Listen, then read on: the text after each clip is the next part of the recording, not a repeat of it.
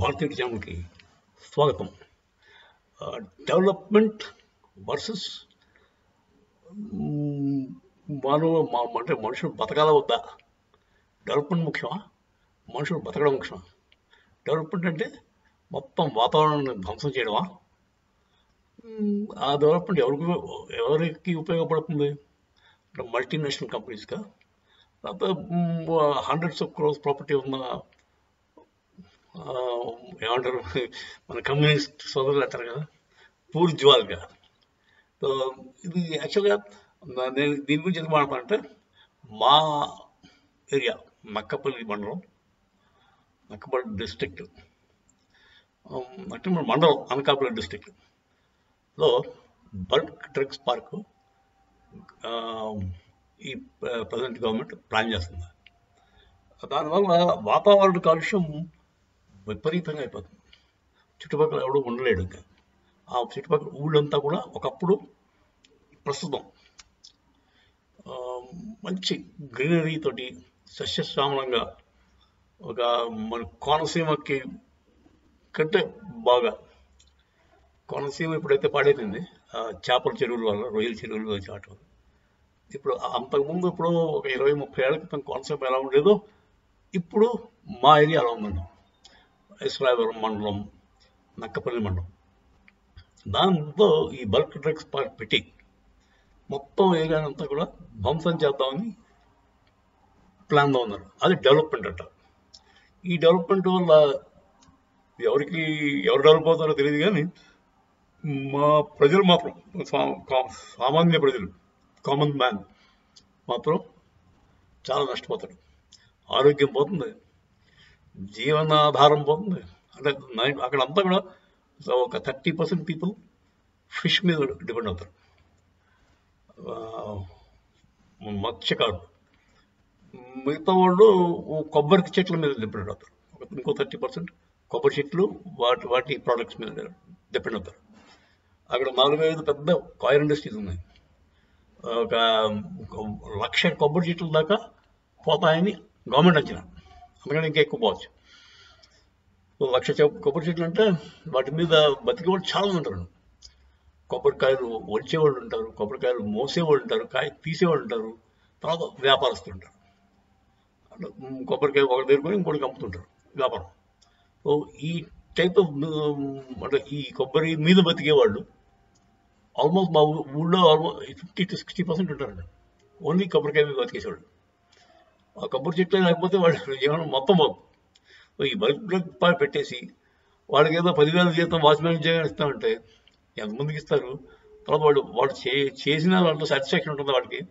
ఇప్పుడు కొబ్బరికాయలో కార్మికులు ఎలా ఉంటుందంటే, వాడు పొద్దున్నే 4:30-5కి వస్తాడు, ఒక 1000 కాయలు వస్తాడు. 1000 కాయలు వస్తే వాడికి 700 రూపాయలు 900 రూపాయలు వస్తుంది.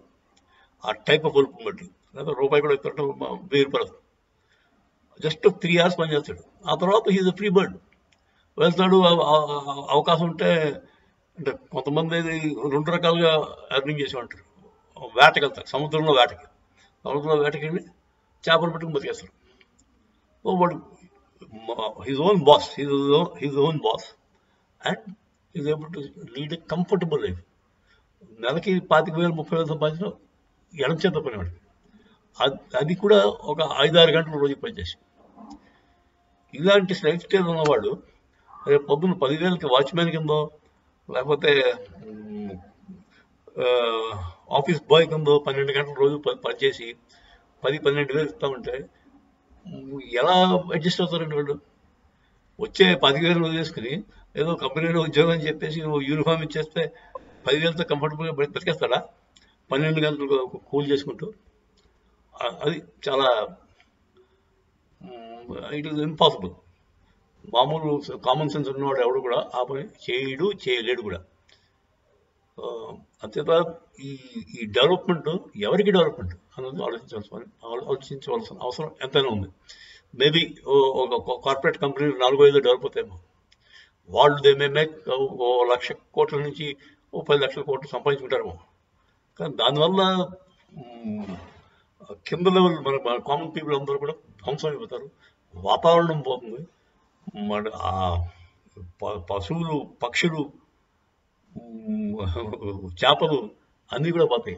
ఇవన్నిటినీ నాశనం చేసి మనమేం బాగుపడతాం, ఎన్నాళ్ళు బాగుపడతాం, ఎక్కడికి వెళ్తాం? అది over period of time sustainable. అది డౌన్ ద లైన్ ఒక 10 ఏళ్ళు, 20 ఏళ్ళు, 30 ఏళ్ళ తర్వాత ఏమైపోతాం? అది ఏమాత్రం సింపుల్ క్యాల్కులేషన్ ఆలోచన లేదా వీళ్ళకి?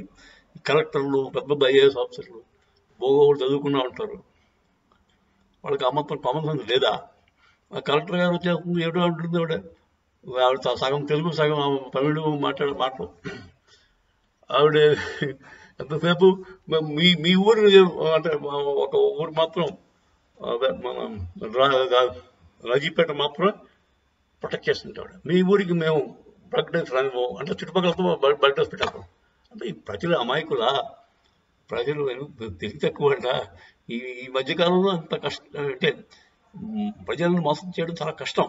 ఈ ఇంటర్నెట్ ఉండి, యూట్యూబ్ ఉండి, అంటే నాలెడ్జ్, ఇన్ఫర్మేషను అందరికీ ఫ్రీగా అవైలబుల్ ఉండగా అంత ముందులాగా ఒక 50 ఏళ్ళ క్రితంలాగా ప్రజలను మోసం చేయడం చాలా కష్టం అని వాళ్ళు తెలుసుకోలేకపోతున్నారు. లేకపోతే వాళ్ళు ప్రజలను మోసం చేద్దామని వాళ్ళని వాళ్ళు మోసం చేసుకుంటారని నా ఉద్దేశం. సో ఈ బల్క్ డ్రగ్స్ గురించి అందరూ సీరియస్గా ఆలోచించాల్సిన అవసరం ఉంది. విశాఖపట్నం ఏరియా అంతా కూడా ఎఫెక్ట్ అవుతుంది దీనివల్ల. అంటే ఇటుపక్క విశాఖపట్నం నుంచి అనకాపల్లి ఆ ఏరియా అంతా కూడా దారుణంగా ఎఫెక్ట్ అవుతుంది. కాకినాడ ఏరియా వాళ్ళు తరిమి కొట్టారు దీన్ని రానివ్వకుండా. అప్పుడు మా ఏరియాకి వచ్చారు.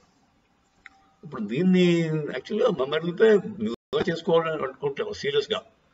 వాళ్ళు ఆల్రెడీ ఫారెస్ట్ ఏరియా, లేదంటే ఫారెస్ట్ ఏరియా కూడా కాదు, ఎందుకు పనికిరాని ఏరియా ఉంటుంది కదా, చౌడు నేలలు. లేకపోతే ఇప్పుడు కొన్ని ఏరియాస్ ఉన్నాయి, భీమవరం అదే బాగా ఈ రొయ్యల చెరువులు పెట్టి వాతావరణం మొత్తం పాడు చేశారు. ఏ పంటకన్నా చేశారు. ఆ ఏరియాస్లో పెట్టుకోమనండి. They must be some place which is barren, totally not fertile. అంటే చెట్లు చేమలు పండ్లు ఉంటాయి, అలాంటివి ఎంచుకుని చేసుకోవాలి. అంతేగాని పచ్చదగా ఉన్న బ్రహ్మాండమైన భూములను పాడు చేసుకోవడం అంటే ఇల్లు పీకి పందిరి కట్టడం అంటే ఇదేనండి, డెవలప్మెంట్ కాదు అని నా ఉద్దేశం. జై శ్రీరామ్. హర హర మహాదేవ్.